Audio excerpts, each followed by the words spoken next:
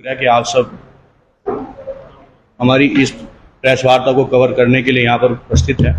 आज का जो हमारा इस प्रेस कॉन्फ्रेंस में आना हुआ है, इसका मकसद ये है कि हिंदुस्तान में बढ़ती हुई अराजकता, खास करके आस्था के नाम पर एक विशेष समुदाय का नाम सुनकर उसको निशाना बनाना, ये बहुत ही दुख देने वाली घटना है।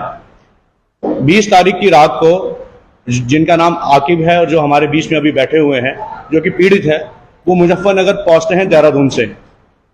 वहां पर उनकी गाड़ी के आगे, जो कि उनका कहना है कि एक बाइक चल रही थी, उस बाइक का किसी कावड़ से वो टच हुई या नहीं हुई, ये अभी जांच का मामला है। परंतु उसके बाद कुछ लोग जो वहां पर कावड़ यात्रा पर जा रहे थे, उन्होंने ये आरोप लगाया कि उनका गंगाजल खंडित हुआ है। परंतु एक वीडियो वायरल हुई है जिसमें सीओ साहब का ये कहना है कि किसी तरह का कोई भी गंगाजल खंडित नहीं हुआ है। ये आरोप लगाते हुए वहां पर आप एक वीडियो जो वायरल है उसमें देख सकते हैं कि 40 से 50 लोग बहुत बुरी तरह से जिन्होंने आकिब के ऊपर हमला किया। मैं ये कहूंगा कि ये एक लिंचिंग थी, ये एक हत्या करने के इरादे से उन्होंने हमला किया, जिसमें इनकी कार को क्षतिग्रस्त किया गया। और इनका कहना यह है कि जब मेरा नाम पूछा गया, मेरा नाम पूछने के बाद उनका जो हमला था वो तेजी से बढ़ गया। आप देख सकते हैं कि जिस प्रकार से इस व्यक्ति को मारा गया है, इससे ये चीज बिल्कुल साबित होती है कि ये एक हत्या करने का प्रयास किया गया है। जिस तरह का माहौल, अराजकता का माहौल आज हिंदुस्तान में बना हुआ है, आस्था के नाम पर जिसको बहुत ज्यादा तूल दी जा रही है, ये कतई उचित नहीं है। ऐसा हमला, ऐसा कृत्य पूरे हिंदुस्तान के लिए नुकसानदेही है। अगर ऐसे हमले होते रहेंगे, ये कानून की हत्या होगी, ये संविधान की हत्या होगी, क्योंकि माइनॉरिटी की जिम्मेदारी, या मैं ये कहूं कि हिंदुस्तान के हर एक नागरिक की जिम्मेदारी सरकार की है।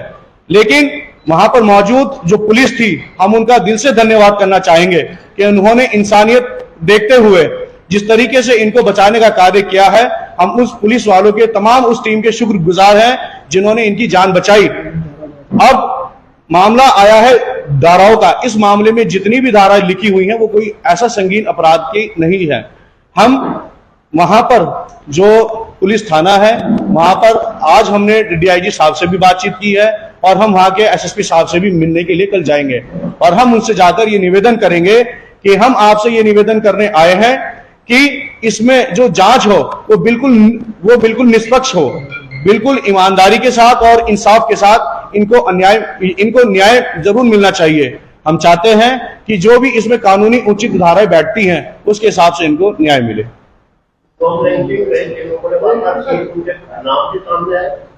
असल में जो एफआईआर दर्ज हुई है उसके अंदर कुछ नाम हैं,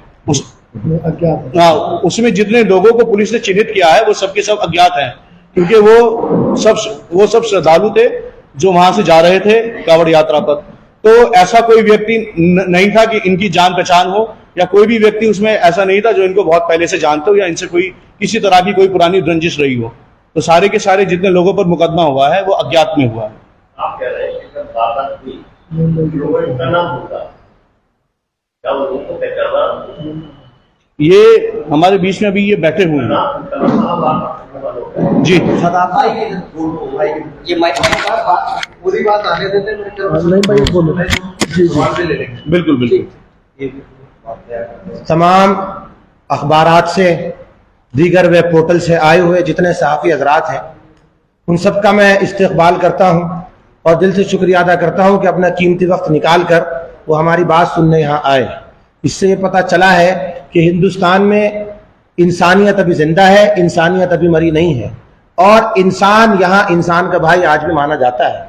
लेकिन कुछ फैसिस्ट फोर्सेस के जरिए से हिंदुस्तान के कॉम्पोजिट कल्चर को तोड़ने की बार बार कोशिश की जा रही है। ये एतकाद के नाम पर, ये श्रद्धा के नाम पर जो गुंडागर्दी चल रही है, ये कब तक इस मुल्क में चलती रहेगी और कब तक एक मखसूस कौम इसको बर्दाश्त करेगी? मुझे ऐसा लगता है इस गुंडागर्दी को रोकने का, इस नफरत को रोकने की जिम्मेदारी सिर्फ हुकूमत की नहीं है, इस नफरत को रोकने की जिम्मेदारी हम सबकी है। और जैसा कि हम सब कहते हैं कि लोकतंत्र का चौथा सुतून प्रेस है या मीडिया है, तो आप हजरात अगर इन ऐसी खबरों को चलाएंगे ताकि ये उन लोगों तक पहुंचे जिनके जरिए से नफरत फैल रही है। मुझे ऐसा महसूस होता है ये नफरत रुकेगी।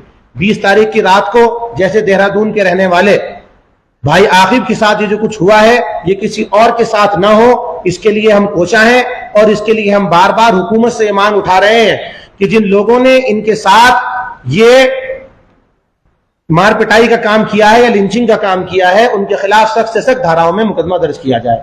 अफसोस की बात यह है कि सो मोटो मुकदमा इसमें दर्ज किया गया है मुजफ्फरनगर पुलिस के जरिए से। छापर थाना वहां पर पड़ता है, लेकिन छपार थाना, लेकिन बड़े अफसोस के साथ कहने की बात यह है जिन दफाओं में मुकदमा दर्ज किया जा सकता है उन दफाओं में मुकदमा दर्ज नहीं किया गया है।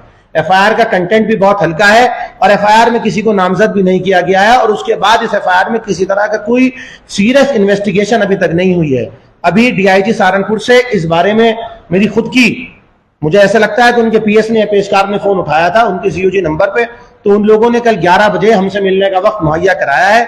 यहां से एक डेलीगेशन जाएगा और वो डीआईजी सहारनपुर रेंज को इस बात पे आमादा करने की कोशिश करेगा कि जल्द से जल्द जो कसूरवार है उनकी धरपकड़ की जाए, उनके खिलाफ कार्रवाई की जाए। अगर ऐसा नहीं होता तो मुस्लिम सेवा संगठन आगे के स्टेप्स लेने के लिए इंडिपेंडेंट होगा और उसकी सारी जिम्मेदारी मुजफ्फरनगर पुलिस की होगी।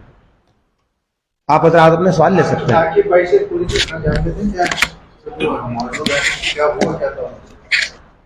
सर मैं 20 तारीख को देहरादून से मेरठ जा रहा था, तो मेरठ मैं छपार के पास पहुंचता हूं। छपार से तकरीबन 5 किलोमीटर आगे मेरे साथ साथ एक बाइक चल रही थी, तो वो बाइक वाला मेरे साथ ओवरटेक मारता है। तो ओवरटेक मार के जब वो निकलता है तो किसी कावड़िए के हल्की फुल्की या तो लगती है या नहीं भी लगती है, लेकिन उसका कोई जलवल कोई खंडित नहीं हुआ, वो आगे निकल गया। आगे जाके उन्होंने रोड जाम कर रखा था, तो मैं जैसे निकल के जा रहा था, अब मेरे से तो कोई गाड़ी लगी नहीं, तो मैं तो किसी चीज़ से महरूम था। मैंने कहा कोई गाड़ी लगी है या मेरे से या कुछ खंडित हुआ है, तो मैं सीधा जा रहा था। तो जाते जाते उन्होंने रोड जाम कर लिया, मुझे रोक लिया। रोकने के बाद मेरे साथ जो 4 लोग थे वो उतरे, उन्होंने बोला कि चलो हम देखते हैं, जाम खुलवाते हैं फिर निकलते हैं। इतने मैंने गाड़ी ढाबे के पास साइड में लगाई। साइड में लगाने के बाद कुछ तकरीबन 40-50 लड़के आते हैं और आने के बाद बोलते हैं लाइट खोल, लाइट खोल। मैंने लाइट खोली। लाइट खोलते ही उन्होंने मेरा नाम पूछा। नाम पूछने के बाद मैंने बताया आकिब अहमद। उन्होंने तुरंत मेरे को मारना स्टार्ट कर दिया। मेरे को इतना मारा कि मुझे कुछ नहीं पता। मेरे ऊपर 7-8 डंडे, चाकू से मेरे सर पे वार किया गया और मेरे को 10 से 15 मिनट इतना मारा गया कि मुझे नहीं पता। मैं तो अपनी ये समझ लो सोच बैठा था कि मैं मर जाऊंगा आज, क्योंकि मुझे दिमाग में बस मेरे यही चल रहा था कि मुझे पता था, सुनते थे कि ये लोग जो है इस तरीके से मारते हैं कि मार ही देते हैं इंसान को। तो बस मेरे दिमाग में यही चल रहा था कि आज तो मैं मर जाऊंगा बिल्कुल। आज मैंने अपनी उम्मीद छोड़ दी थी। तो उसके बाद 10 से 15 मिनट बाद पुलिस आती है।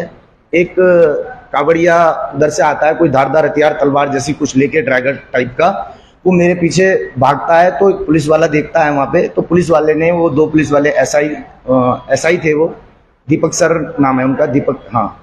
तो वो मेरे ऊपर 2-3 पुलिस वाले कूद गए।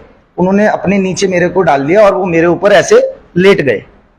तो फिर वो लोग वहाँ से हट गए और मेरे को उन्होंने, ढाबे के मालिक ने अंदर छुपा लिया अपने ढाबे में। फिर ढाबे के मालिक, वो वर्कर था या नौकर जो भी था, उसको भी मारा गया। और फिर मेरे को ढाबे से निकाल के दोबारा तीसरे ग्रुप ने बहुत बेइंतहा पीटा, सिर्फ एक नाम पूछने पे। मैं जब वहां पर पहुंचा, मैंने गाड़ी साइड में लगाई, उन्होंने मेरा नाम पूछा, मैंने आकिब बताया तो मेरे को मारा गया। अगर मैं इसमें कोई सन्नी या कोई और नाम बताता तो क्या मेरे को मारा ना जाता?